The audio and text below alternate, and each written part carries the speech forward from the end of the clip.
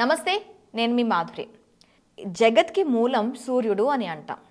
ఈ సూర్యుడు అనేవాడు లేకపోతే మనకి రోజు అంటే రేపు అనేది లేదు అని చెప్పి అంటూ ఉంటారు. ఎప్పుడు ఒకేలా ఉంటుంది, పగలు రాత్రి తేడా ఉండకుండా ఒకేలా అంధకారంలో ఉండిపోతుంది. మరి అలాంటి అంటే ఒక సూర్యుడు వస్తున్నాడు అంటే ఒక పాజిటివ్ ఎనర్జీని మనకి ఇస్తున్నాడు.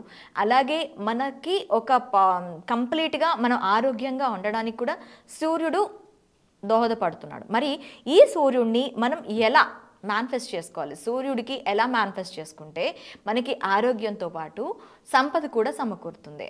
నమస్తే సార్, మనతో పాటు ఎంఎస్ రెడ్డి గారు ఉన్నారు, లైఫ్ కోచ్. తనని అడిగి తెలుసుకుందాం.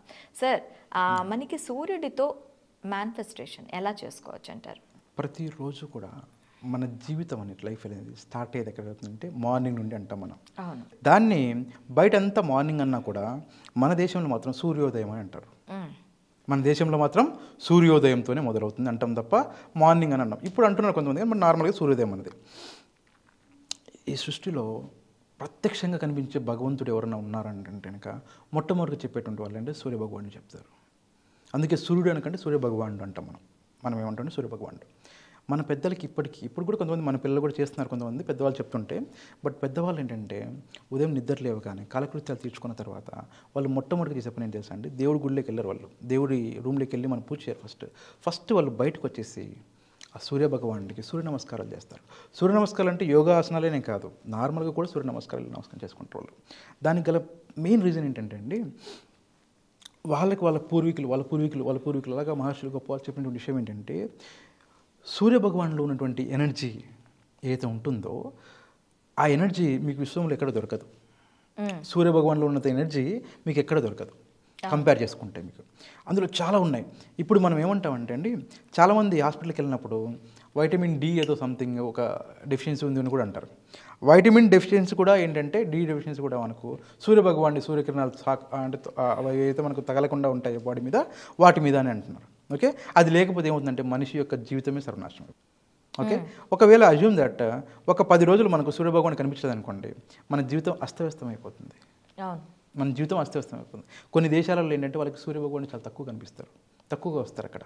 అలాంటి వాళ్ళ పరిస్థితి చాలా ఘోరంగా ఉంటుంది. మన అదృష్టవంతులు, మనకు సూర్యభగవానుడు చంద్రభగవానుడు అందరూ కరెక్ట్గా మనకు వస్తారు, కానీ నార్మల్గా ఉంటుంది. అంటే మీరు సైంటిఫిక్గా తీసుకున్నా కూడా సూర్యభగవాన్ దగ్గర ఏంటంటే ఆ సూర్యకిరణాలు ఏవైతే ఉంటాయో చాలా చాలా చాలా ఎనర్జీని మనకు తీసుకొని వచ్చి మనకు అందిస్తాయి. మనకు అంటే మన మనుషులకే కాదండి, ఈ చెట్లు కూడా మీకు తెలుసు, చెట్లు కూడా మనకు పెద్ద అవ్వాలన్నా లేదంటే ఏమైనా అవ్వాలన్నా కూడా సూర్యరశ్మి కంపల్సరీ ఉండాలి. ఈ ఎనర్జీ మొత్తాన్ని నార్మల్గా సైంటిఫిక్గా తీసుకుంటే ఓకే, ఒక ఎనర్జీలాగా తీసుకుంటాము. నమ్మకంలో తీసుకుంటే దేవుని యొక్క మనకు ఆ కిరణాలు ప్రసరించి మనకు కొంచెం ఇది అవుతుంది తీసుకుంటాం. దీన్ని మనం యూనివర్స్కి ఎలా తీసుకోవాలి అంటే ఆ ఎనర్జీని మనం అట్రాక్ట్ చేయాలి. ఎలా అట్రాక్ట్ చేయాలి అంటే ఇక్కడ కూడా సింపుల్ లాజిక్ అండి. ఏంటంటే మీరు ఏం కావాలనుకుంటున్నారో, ఏం కోరుకుంటున్నారో అంటే మీ అఫర్మేషన్ ఏవైతే ఉంటుందో దాన్ని క్లియర్గా పెట్టుకొని ఉదయాన్నే సూర్యోదయం కదా, ఉదయాన్నే ఏంటంటే చక్కగా కాలకృత్యాలు తీసుకొని స్నానం చేసుకొని నీట్గా బయటకు వచ్చేసి ఆ సూర్యభగవానుడు ఎప్పుడైతే మనకు కనిపిస్తూ ఉంటారో లేత సూర్యకిరణాలు అంటారు మనం, ఓకేనండి. ఉదయాన్నే అప్పుడు లేచి చూసుకొని ఆ టైంలో మీ అఫర్మేషన్ చెప్పుకోవాలి. ఎన్నిసార్లు చెప్పుకోవచ్చు? మీ 21 టైమ్స్ చెప్పుకోవచ్చు, మీ ఓపికంటే 108 టైమ్స్ కూడా చెప్పుకోవచ్చు. ఏం చెప్పుకోవాలి? మీ కోరిక డిజైర్ ఏమైతే ఉంటుందో దాన్ని చెప్పుకోవాలి. చెప్పుకుంటూ ఆ సూర్యభగవానుడికి మీ యొక్క డిజైర్ ఏమైతే ఉంటుందో దాన్ని చెప్పుకొని మీరు ఇస్తే ఏమవుతుందంటే రిజల్ట్ ఇంకా త్వరగా వస్తుంది. అయితే మనం చెప్పుకున్నట్టు ఏంటంటే ప్రతి టెక్నిక్లో కూడా ఏదో ఒక సైంటిఫిక్ ఉంటుంది.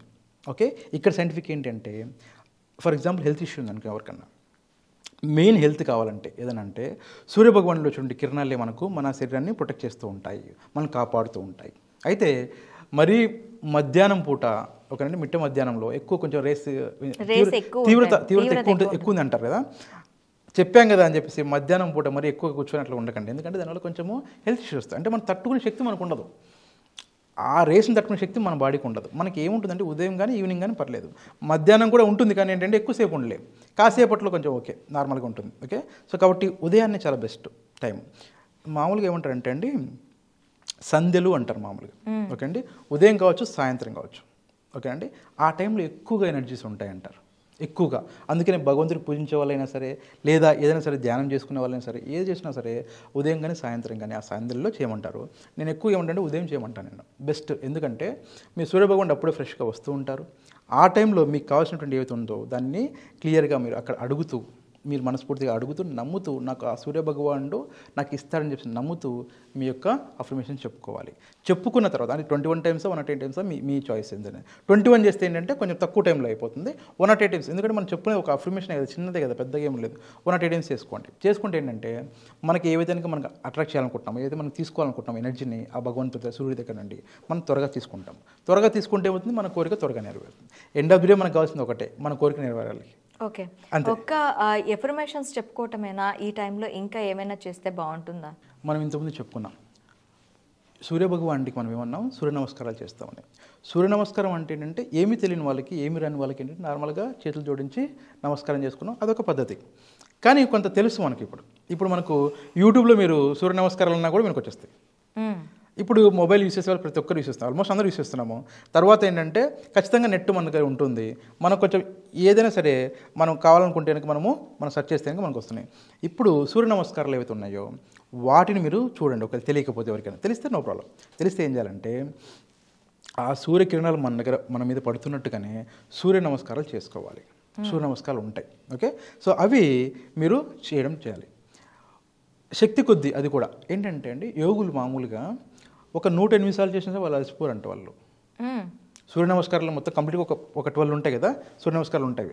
అవి ఏవైతే పోస్టర్స్ ఉంటాయి, ఫస్ట్ ఇలా చేయాలి మొత్తం అంతా, అవి 108 సార్లు చేసినా వాళ్ళు అలసిపోరంట. కారణం ఏంటంటే వాళ్ళ సాధనకి వాళ్ళ బాడీని అంత స్ట్రాంగ్గా వాళ్ళు ప్రిపేర్ చేసుకుంటారు. సో మనం ఒకవేళ 108 సార్లు చేయలేకపోతే కొంత తక్కువ సార్లు చేయండి. ఓకే, ఒక 11 టైమ్స్ 21 టైమ్స్. అవి కొంత ఏంటంటే ఎక్సర్సైజ్ లాగా అనిపిస్తుంది. బట్ కాకపోతే ఏంటంటే డివోషనల్గా చూసుకుంటే అది ఎక్సర్సైజ్ కింద కాదు. మనకేంటంటే ఆ భగవంతునికి మనం నమస్కారం చెప్పినటువంటి ఒక గౌరవపూర్వకమైనటువంటి ఒక ప్రక్రియ. భగవంతునికి ఏంటంటే ఇలా చేయాలి. ఇప్పుడు మనం ఏమంటామంటే సాష్టాంగ నమస్కారం చేస్తాం. భగవంతుడి దగ్గరికి వెళ్ళినప్పుడు సాష్టాంగ నమస్కారం చేస్తాం, అంటే పడుకొని ఇలా చేస్తాం జెంట్స్ అయితే ఇంకా. ఓకే, సో ఇది ఎక్సర్సైజ్ ఏం కాదు నాకు, కానీ ఆ భగవంతుడికి ఏంటంటే నేను నా గౌరవంగా నేను సమర్పించుకుంటున్నాను అని చెప్పి వందనం అని చెప్పి చెప్పుకుంటాం. అయితే మనం తెలియకుండా మన బాడీ కూడా ఎక్సర్సైజ్ అయిపోతుంది సూర్య నమస్కారం వల్ల. ఏంటంటే అన్నిసార్లు మనం ఇలా కదిలి ఇలా బెండ్ అయ్యేసి ఇలా చేసి ఇలా చేస్తాం, మనం మొత్తం చేస్తాం కదా. అలా చేయడం వల్ల ఏంటంటే మనకు తెలియకుండా ఆరోగ్యం ఇంకా బాగా వస్తుంది, ఎందుకంటే ఎక్సర్సైజ్ అయిపోతుంది అది. మీరు దేవుడి కోసం చేసినా కూడా మనకు అందుకే అండి, దేవుడి దగ్గరికి వెళ్ళినప్పుడు కూడా కొబ్బరికాయ కొడతాం కదా, కొబ్బరికాయని తినమంటారు, కొబ్బరి ముక్కని తినమంటారు. దాంట్లో కూడా సైన్స్ అదే అండి. ఏంటంటే దేవుడి కోసం మీరు వెళ్ళారు, దేవుని చేశారు, కొబ్బరికాయ కొట్టారు. ఓకే, చక్కగా ఆ కొబ్బరికాయ మనకు సగం ముక్క మనకి ఇస్తారు. ఓకే, సగము పంతులు గారి దగ్గర ఉంటుంది. ఆ సగం కూడా ఏం చేయాలంటే మనము కొట్టేసి చిన్న ముక్క మనం తిని పక్క వాళ్ళు కూడా పెట్టాలి. ఆ సాంప్రదాయం మన దగ్గర ఉంది, ఇప్పటికీ ఉంది.